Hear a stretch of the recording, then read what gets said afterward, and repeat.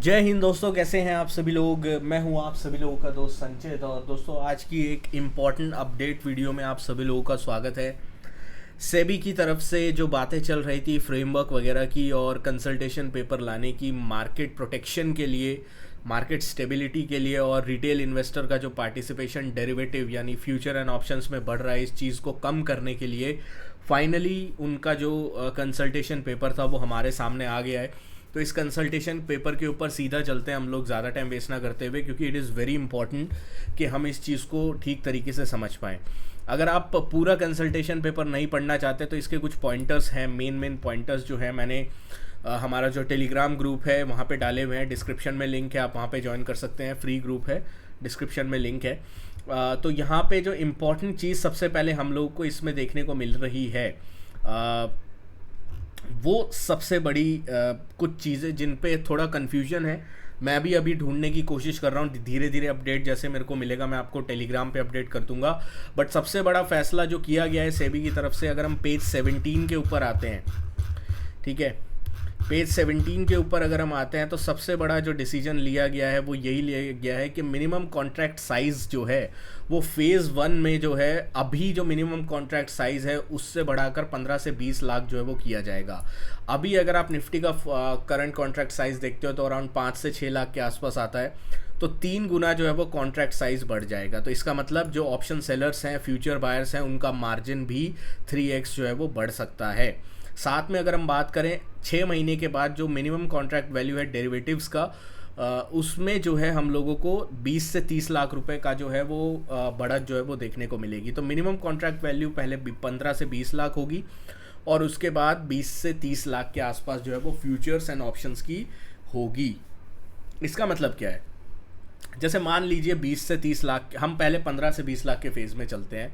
अभी 5.5 लाख के आसपास जो है वो निफ्टी का प्राइस जो है वो बैठता है कॉन्ट्रैक्ट वैल्यू का, ठीक है। इसमें अगर आपको लेवरेज मिलती है तो फ्यूचर में आपको 1.5 लाख के आसपास जो है वो मिल जाता है। बट अब जो है आपको फ्यूचर्स में अगर आपको परचेज़ करना होगा तो अराउंड 3-3.5 लाख का लेवरेज देना पड़ेगा, ठीक है, 3-3.5 लाख रुपए देने पड़ेंगे। साथ ही में अगर आप ऑप्शन बायर हो तो आपको जो साइज़ होगा, मिनिमम कॉन्ट्रैक्ट का जो साइज़ होगा वो 25 एक लॉट की जगह अब 75 का एक लॉट होगा या 100 का एक लॉट होगा मिनिमम। तो ये जो 25 का एक लॉट आपको मिल जाता था उसकी जगह आपका जो लॉट का साइज़ है वो इंक्रीज़ हो जाएगा। अराउंड 75 से 100 तक के आसपास का जो है वो लॉट साइज़ इंक्रीज़ हो सकता है। ये चीज़ हमें दिखाई दे रही है, जो मिनिमम कॉन्ट्रैक्ट साइज़ का डिसीजन जो है वो सेबी की तरफ से लिया गया है। दूसरा एक जो लिया गया है वीकली कॉन्ट्रैक्ट्स का, जो सबसे बड़ा मुद्दा था और आई थिंक इस पूरा जो ये जो कंसल्टेशन पेपर है उसका एक बेस्ट डिसीजन जो मैं मानता हूँ, जिससे बहुत सारे लोगों के लॉसेस कर्ब हो सकते हैं, वो है वीकली ऑप्शंस कॉन्ट्रैक्ट। इसका मतलब क्या है, weekly options contract to be provided on single benchmark of an index of an exchange. एक एक्सचेंज का केवल एक इंडेक्स जो है वो वीकली कॉन्ट्रैक्ट ऑप्शंस जो है हमें उसका मिलेगा। यानी एनएससी को चूज़ करना पड़ेगा, Nifty, bank Nifty, fin Nifty, mid cap, ये निफ्टी 50 जो नया ये लोग लेके आए हैं वो वाला इंडेक्स। तो जितने भी ये इंडाइसेस हैं इन सब में से केवल एक को चुनना पड़ेगा, निफ्टी या बैंक निफ्टी में से एक को चुना जाएगा for weekly contracts. Same Sensex में होगा, बीएससी की तरफ से होगा, यानी बीएससी को भी बैंकेक्स और सेंसेक्स में से एक को चुनना पड़ेगा। तो उनके लिए तो ज़्यादा मुश्किल नहीं है, बट हाँ एनएससी की तगड़ी जो है इसमें डिवैल्यूएशन होने वाली है। अभी तो खैर शेयर जो है वो लिस्टेड ही नहीं है, बट प्रॉफिट पे ये डेंट पड़ेगा एनएससी का, क्योंकि वीकली कॉन्ट्रैक्ट्स में इनका सबसे ज़्यादा जो है लोग योलो ट्रेड्स जो लेते हैं उसमें सबसे ज़्यादा कमी आएगी। तो मार्केट में एक तो थोड़ा रूम जो है ना वो खुल जाएगा। मतलब हमेशा अगर वीकली कॉन्ट्रैक्ट्स रहते हैं तो उसमें दिक्कत क्या होती है, रोज़ जो है राइटर्स जो है अपना एक पोजीशन बना के बैठ जाते हैं और मार्केट को फ्री मोमेंटम नहीं मिलता। तो डेफिनेटली इस चीज़ से एक फ्री मोमेंटम हमें देखने को मिल सकता है मार्केट्स के अंदर। तो इस चीज़ को हम लोग डेफिनेटली वॉच आउट करके चलेंगे। वीकली कॉन्ट्रैक्ट्स अब आपको सिर्फ एक एक्सचेंज पे एक इंडेक्स का ही मिलेगा, ठीक है। मंथली कॉन्ट्रैक्ट्स आप करवा सकते हैं मंथ के आखिरी वीक में, बट वीकली कॉन्ट्रैक्ट एक का ही आप करा सकते हो। तीसरा एक फैसला जो सेबी की तरफ से लिया गया है, at the start of the day और बिफोर एक्सपायरी,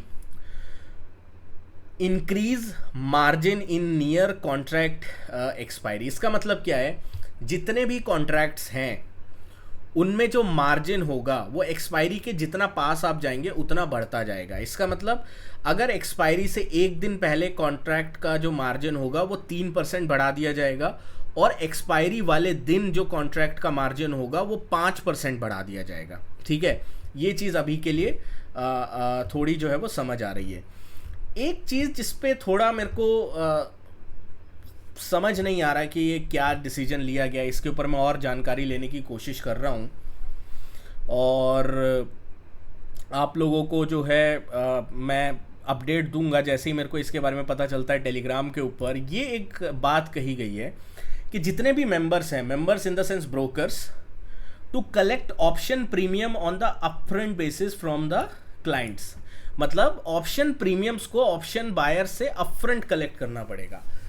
अभी अगर आप देखो तो जितना ऑप्शन प्रीमियम होता है उतना बायर पे करता है। ठीक है, मान लीजिए आपका 70 रुपये का प्रीमियम है तो 70 रुपये आप पे करते हो। अब ये अपफ्रंट क्या है, upfront collection of option premium क्या है बायर्स से, वो मैं समझ नहीं पा रहा हूँ पॉइंट। ये ऑब्वियस सी बात है कि ये बायर्स ऑलरेडी ऑप्शन प्रीमियम पे करते हैं। हो सकता है कुछ मेंबर्स, कुछ क्लाइंट्स जो है ऑप्शन बाइंग पर अभी भी कुछ लेवरेज दे रहे हों, ये चीज़ हो सकता है कुछ ब्रोकर्स कर रहे हो, उसको कर्व करने के लिए किया गया हो। बट ऑप्शन बायर से पूरा प्रीमियम इन द सेंस आप ऑप्शन प्रीमियम से ज़्यादा नहीं ले सकते ना। आप ऐसा तो नहीं कर सकते कि सेलर जितना दे रहा है उतना ही बायर देगा। ठीक है, कुछ लोग इस चीज़ को, रूमर्स को फैला रहे हैं कि हो सकता है अब सेलर और बायर को बराबर पैसा देना पड़े।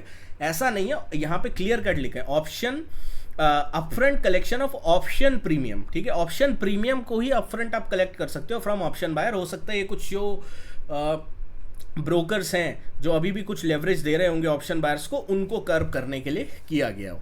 ठीक है, दूसरी एक चीज़ क्या करी गई है, removal of calendar spread benefit on the expiry day. Expiry day के दिन जो आपको कैलेंडर स्प्रेड का बेनिफिट मिलता है, मार्जिन बेनिफिट मिलता है, वो अब नहीं होगा अगर आप उन कॉन्ट्रैक्ट्स को कर रहे हो जो उसी दिन एक्सपायर हो रहे हैं। तो अब एक्सपायरी एक तो कम होगी, और एक्सपायरी डे पे जो ऑप्शन सेलर्स की स्ट्रैटेजी होती है कैलेंडर स्प्रेड, वो स्ट्रैटेजी का बेनिफिट आपको नहीं मिलेगा एक्सपायरी डे वाले दिन। ठीक है, एक और चीज़ जो हम लोगों को देखने को मिली है कि स्ट्राइक प्राइस को रैशनलाइज किया गया। स्ट्राइक प्राइस रैशनलाइजेशंस का क्या मतलब है, सिंपल चीज़ है, 4% से जो है वो ज़्यादा दूर की जो स्ट्राइक प्राइस हैं वो नहीं होंगी, प्रिवेलिंग नहीं होंगी। ठीक है, कवरेज नहीं होगा उनका, वहाँ पे आप बाय एंड सेलिंग नहीं कर पाओगे।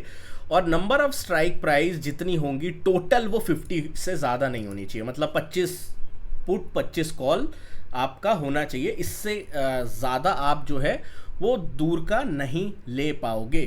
तो ये पूरा कंसल्टेशन पेपर अभी हमारे सामने है, और ये अप्लाई कब से होता है, ठीक है, किस तरीके से इसका लीगल स्ट्रक्चर होता है, क्या पूरे एक्सचेंज वाले जो हैं इसके ऊपर क्या जो है वो करते हैं, और क्या इम्पैक्ट आता है, सारी चीज़ें हम देखेंगे 1 से 2 दिन में मार्केट के ऊपर definitely. But it is a very big step by the SEBI, और इसका क्या इम्पैक्ट पड़ता है मार्केट के ऊपर वो देखना हमें डेफिनेटली इंटरेस्टिंग रहेगा। एंड डेफिनेटली उसके लिए आपको हमारे टेलीग्राम ग्रुप से जुड़ना पड़ेगा, और या अभी ये तक आपने हमारे चैनल को सब्सक्राइब नहीं किया तो भाई सब्सक्राइब कर देना। Thank you so much for watching guys. जय हिंद, वंदे मातरम।